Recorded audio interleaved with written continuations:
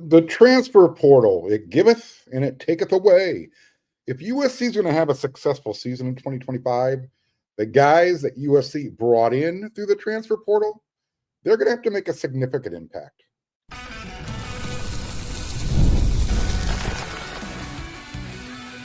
You are Locked On USC, your daily podcast on the USC Trojans, part of the Locked On Podcast Network, your team every day.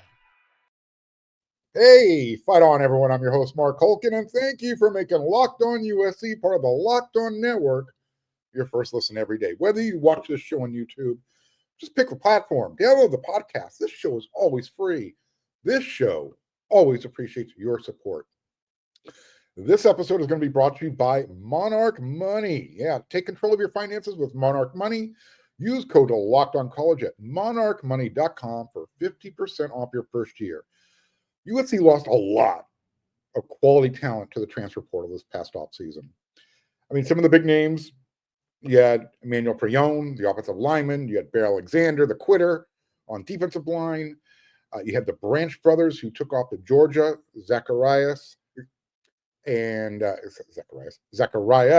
his older brother Zion, who plays safety, as well as you have the former starting right tackle, Mason Murphy, doing the same thing now for Auburn. Quarterback Miller Moss doing the same thing now at Louisville. And don't forget, another former number one recruit that USC allowed to walk, Deuce Robinson. He's now at Florida State. So we'll find out as the season goes on if the grass is greener for those guys. Good luck. Hopefully everything works out. No hard feelings. Sometimes less is more, especially when we're referring to the wide receiver room. Not necessarily the numbers itself, but the type of players, the personalities. So that's where I'm going with that. And I don't want to rehash that, go down that rabbit hole again. But you had too many, finger quotes, number one type guys in that room, and just not enough footballs to go around. So, anyways, so I don't think USC is going to suffer from the loss of the guys that left. Most of the guys who showed up though for USC out of the transfer portal, they're going to have to play some pivotal roles this season, especially if USC wants to make the playoffs. So I'm just going to break down the guys who came in and say, USC needs a lot, or maybe this person isn't as important to the bigger picture. Nevertheless, I'll show you where they fit in. So I guess the first question or the way we should approach this is, can USC's defensive line, can it be elite? Can it be dominant without Keyshawn Silver or Jamal Jarrett? The answer is absolutely yes, it can. USC, they didn't come over from the SEC, from Kentucky, and from Georgia, respectively, to be role players. They're at USC to be a part of the rotation, to make an impact, to make that defensive line better than it was last year. And last year was really good. It was just thin. It was, there wasn't a lot of depth. So, kind of ironic to say it was thin, and you bring it in 700 pounds, you're not thin anymore. But these two players definitely have to play a big role if USC's defensive line wants to be elite in 2025. I'm not saying they can't without them, but it sure will be a lot easier with them. I'm very confident in Devin Tompkins and Kobe Pepe and Jade Abasiri and Carlon Jones. Plus, you have the potential of Jakeem Stewart and all the other incoming freshmen. USC they tried to do it in 2024. They just, they found Gavin Meyer. This year, they didn't settle for Gavin Meyer. They went out and they did what was necessary. So yeah, Keyshawn Silver, Jarrett, big time needs that have to step up in 2025. They cannot turn out to be another Ishmael Sopshill. Remember that? Remember that young man that came over from Alabama? Didn't last very long. Remember Isaiah Rakes? Same thing.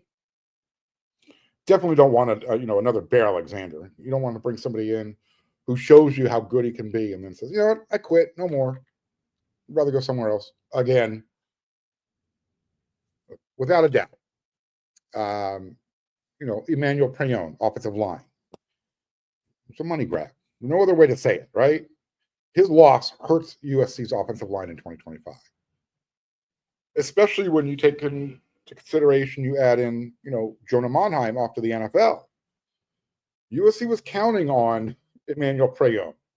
That's why they were willing to renegotiate with him before the Las Vegas Bowl, have a deal in writing, or at least a handshake deal. He played, he showed up in the game, and then afterwards, like, yeah, I'm out of here, gone, going to Oregon. So, yeah, it's going to be important that the guys that Coach Riley and Coach Zach Hansen brought in, John Ray Reed, DJ Wingfield, they're going to be needed. They have to play a role this year. It wouldn't have been as dire had Emmanuel stuck around, but when he left, that really opened up two big holes. So the fact that they went for two interior guys, and they weren't really concerned about the loss of Mason Murphy, who, again, he's doing the same thing down there at Auburn. I think that's an indicator that the staff likes what they have.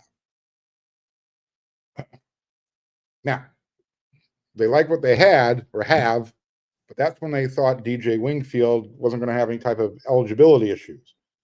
Now you got that whole thing working its way through it. So John Ray Reed is going to have to play this year, and he's going to have to make an impact if USC, especially if that offensive line wants to come together and be the big physical presence you need to have when you're playing in the big conference. You want to move to the backfield, you got the running back position. USC brought in two, Eli Sanders, Waymon Jordan. USC also added a couple of freshmen, with the recruiting class.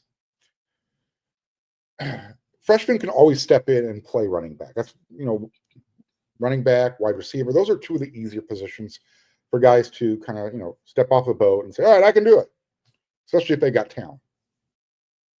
You don't want to put a lot on their plate, but they can get the job done. The one thing you're looking for, though, especially at the running back position, is can they pass protect?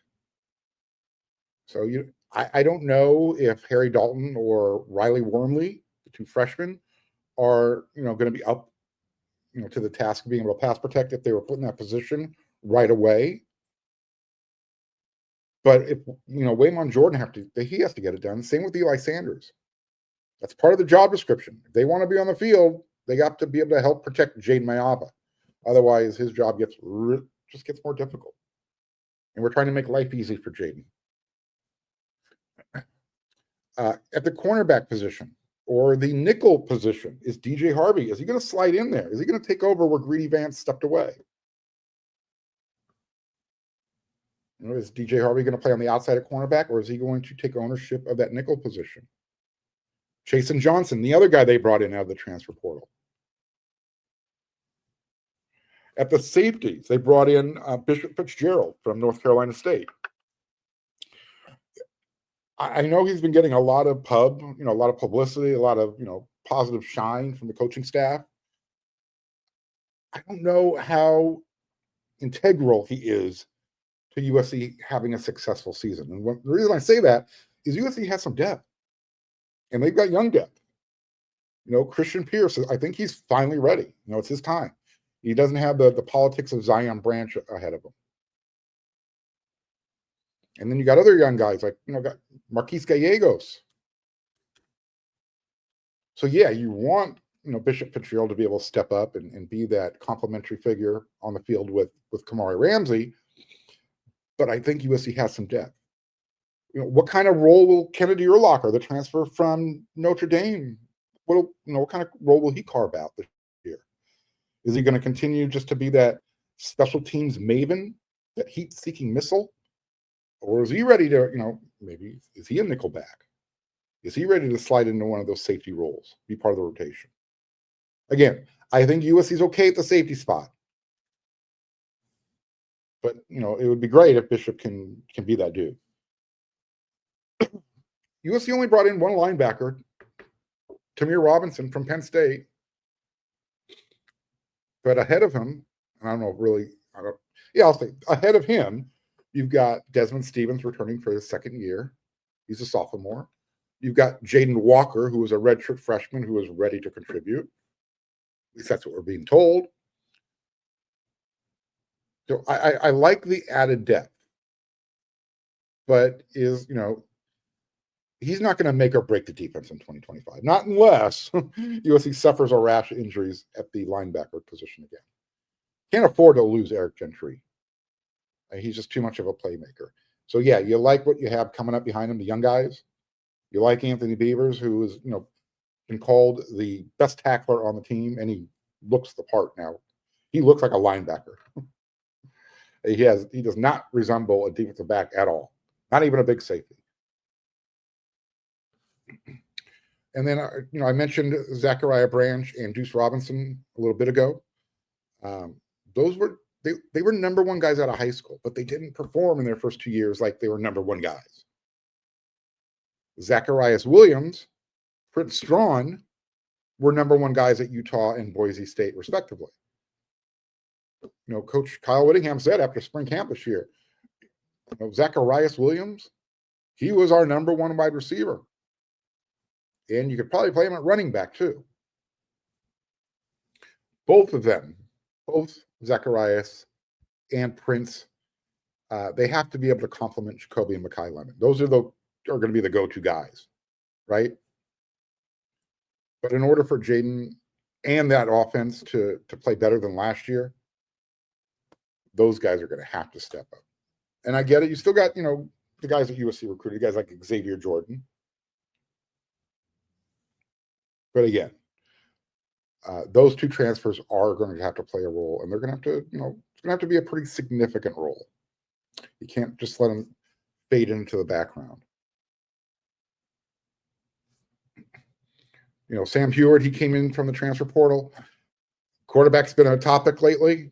Talked about it on yesterday's episode of Locked on USC. I think Jade Mayava, even though we know he's got a lot of talent, he's definitely better than 13th best in the big conference. That's actually getting a lot of play. I made that part of my yay or nay column. That's getting a lot of play over there at WeAreRC.com. So don't forget, when you're done with this episode, get on over there. And then the other guys they brought in from the transfer portal, special teams, both USC's replacing both their kicking specialists, App Hunter and the kicker. So USC, we know USC lost a lot of close games last year. Every game they lost was a close game. Is Sam Johnson, the puncher they brought in from Valparaiso, is he going to be able to duplicate what Eddie Traplisky did last year? If he does, he'll be USC's second Ray Guy Award winner. And that would be 2 years in a row. That's how good Eddie was. And then you brought in Caden Chittenden, the place kicker from UNLV. Is he bringing his all Mountain West Conference selection with him, his first team? Because if he can bring that, USC can be more consistent in the kicking game. Not so much about kickoffs, I'm talking about just the field goals, the extra points. Extra point should be automatic. Field goals from 35 to 45. I think you have to be able to, you have to make them at least an 85% clip. USC struggled there. So it's really interesting. The long, harder kicks, USC was actually pretty solid. It was the intermediate ones. All right. So there's your transfer portal class, the guys who came in, the guys who need to make their presence felt in one way, shape, or another. Some more than others, some significant, and then others, they're just trying to, find a role. Got a couple more segments to go on this final episode of the week. You see that bullet point where it says "Yikes"? Yeah. You've been wondering why USC's been dipping into the transfer portal so much? I'm going to tell you why, especially when we're talking about the defensive line. And then we always close out the week with my Friday rant. And this one, it's a little personal. Don't take advantage of me, ever. You don't want to see the bad side of Mark. It could be a really vindictive, and I don't want to show that side of me. But we're going to talk about it in the third segment.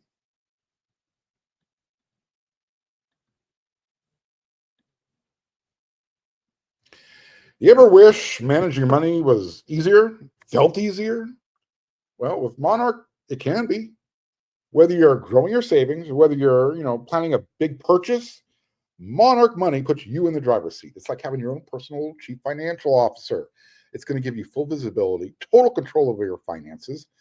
And Monarch Money is more than just a budgeting app on your phone, right? It's a complete financial command center. You can track all of your accounts, all of your investments, all of your spending, and you can do it all in one place. So in addition to just managing your money, you're going to start building some wealth. My biggest challenge is managing my spending habits. Monarch Money makes that easier. If I can afford my own personal CFO, so can you. Take control of your finances with Monarch Money. Use code LOCKEDONCollege at monarchmoney.com for 50% off your first year. That's monarchmoney.com, code LOCKEDONCollege for half off your first year.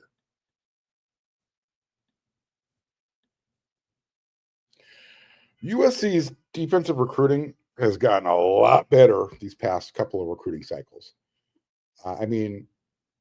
When we compare to what was going on prior to 2022, the only word that should come to mind is yikes or OMG, or, we could use other words, but again, this is a family show, so we're not going to go there. What I will say is it wasn't good prior to 2022. Scott Schrader, my partner in crime over there at YIKES.com, friend of the show, been on before. We talk recruiting. We'll have him on again. He did some legwork. He put together a list of defensive linemen USC brought in through the recruiting cycles starting in 2017. The results, flat out terrible. Not a lot of return on the investment. From 2017 through 2021, there are a lot more misses than hits. That's the only thing I can say. And it got worse. From 2017 on, it actually got worse. So in 2017, USC brought in Jay Tufele, Marlon Tuipulotu, Hunter Eccles, Brandon Peely, Jake Lichtenstein. What happened with those guys? Well, Jay was drafted. Marlon was drafted in the 6th round. Hunter Eccles transferred. Brandon Peely, he is now with the Seattle Seahawks after signing a free agent deal with Miami coming out of USC. Jake Lichtenstein transferred to Miami, and I'm not sure if he's still there. Well, no, I don't think he's still there, but I have no idea. All I know is he went back home to Florida, transferred to Miami. USC's 2018 defensive line recruiting class.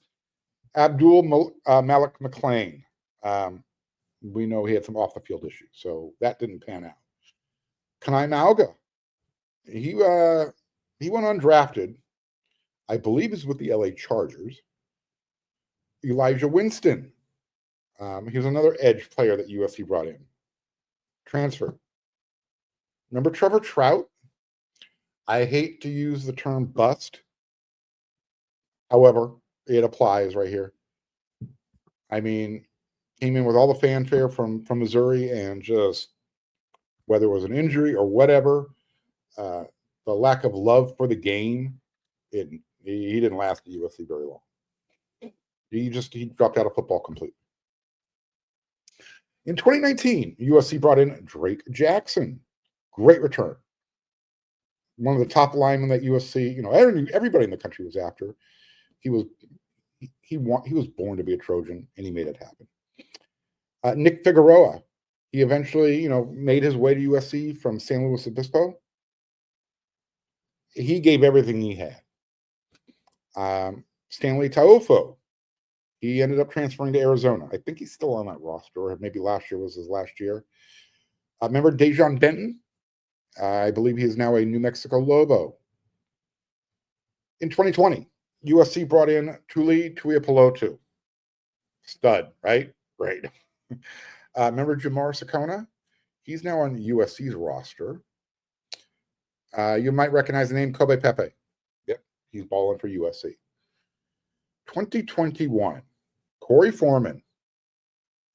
Number one defensive edge player in the country. What could have been?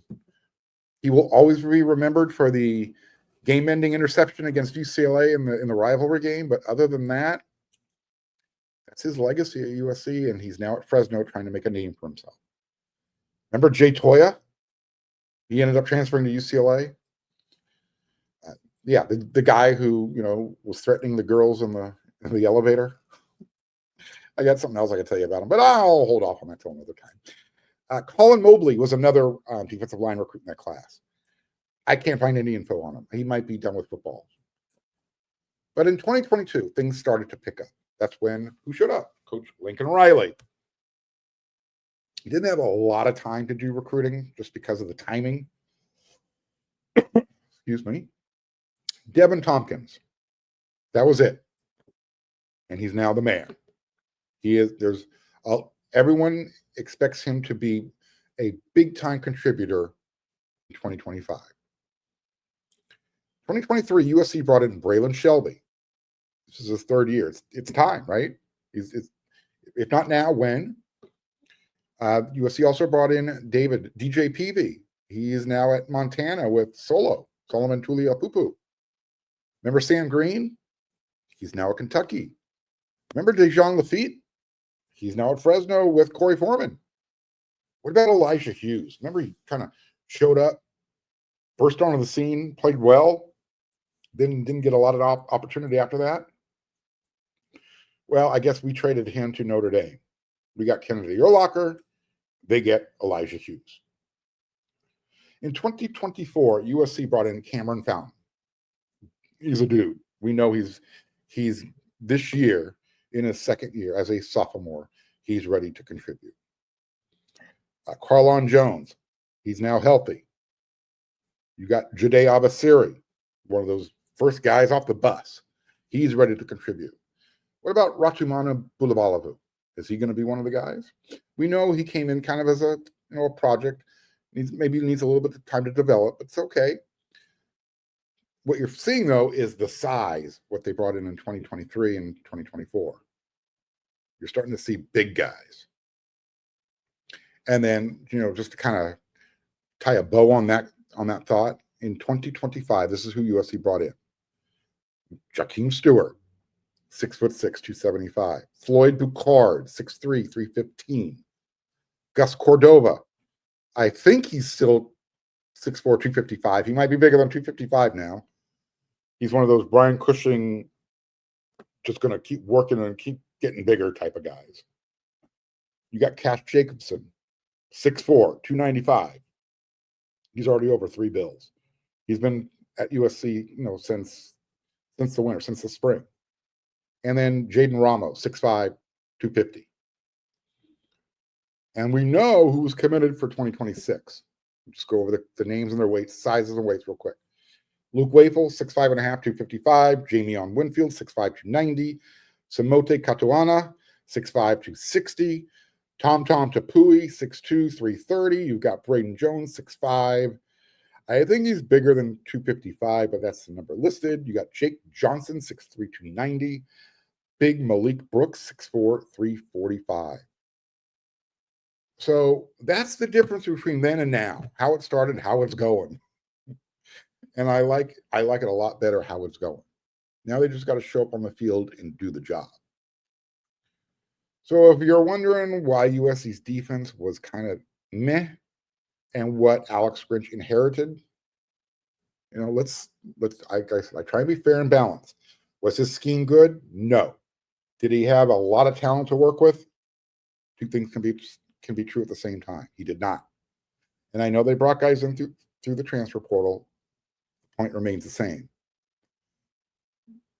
For the last, we'll include the 2026 recruiting cycle. The last 3 recruiting cycles, fantastic. Now we just need to see a return on the investment.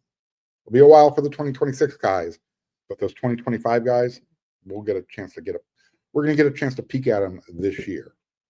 Hopefully we'll get to see all of them. One more segment. It's Friday. It's time for my Friday rant. And a little irritated right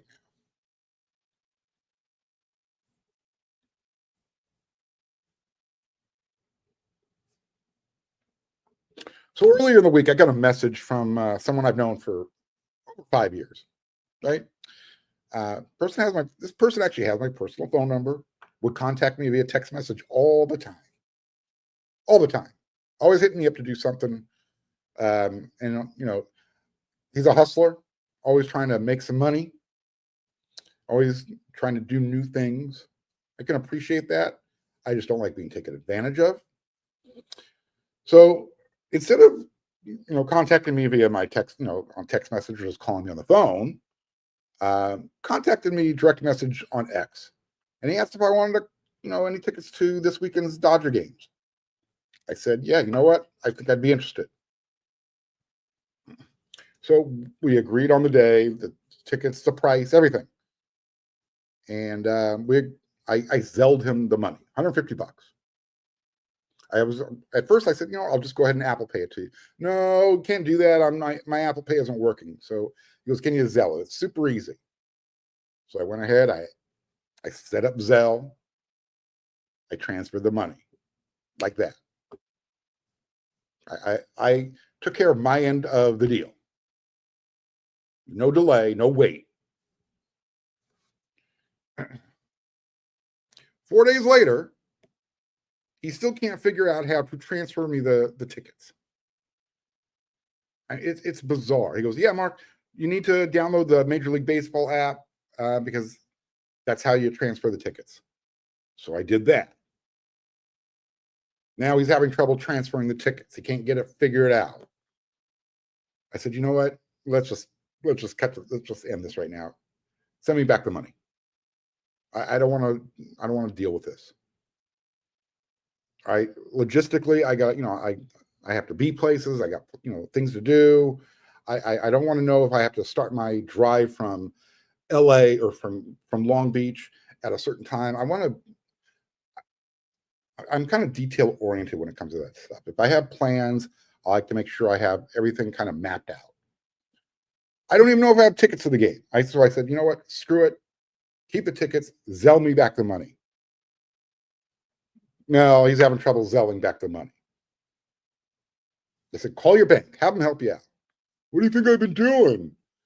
The reason why I'm so agitated and why I feel like I'm being taken advantage of is when we were trying to get the tickets sold and get, the money in his hands, he was real quick to respond. Real quick. Phone was always nearby. Checking that Twitter. Now it's one excuse after another. And, he's trying to pretend he was too busy to respond. But I have the timeline on my phone. If I have everything saved. I'm typically a very trusting person, willing to give people the benefit of the doubt. But when people start to take advantage of me and take advantage of my friendship, I'm not the person to mess with. I'm telling everybody right now, do not mess with me because I'm a very vindictive person. You'll sleep with one eye open. I'm not saying I'm going to hurt you, but you're going to worry. You're going to be concerned like, oh, what's Mark thinking? What's he going to do? What could he possibly do? Well, I could dox you. Let everybody know your name, what your business is. Go ahead and try and do business that way in your personal life. Because right now, I feel like I'm being messed with. And at this point, I don't have any control of the situation. So, am I being a jerk? Maybe. I did my end of the deal. I don't think asking somebody to either transfer the tickets or send the money back is a big ask.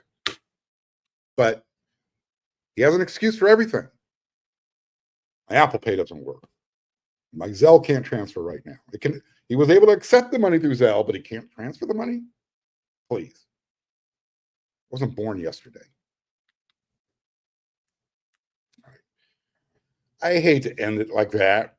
And we're not going to end it like that. We're going to end it like this. Did you know that because you're watching this episode of Locked on USC today, there's only 43 days left before USC kicks off their season. Next week, I'm going to be in Vegas. It's big conference media day. we're that close. And when we're that close, that means good things are about to happen. That means USC football is about to start fall camp. End of July, I'll be there. Can't wait.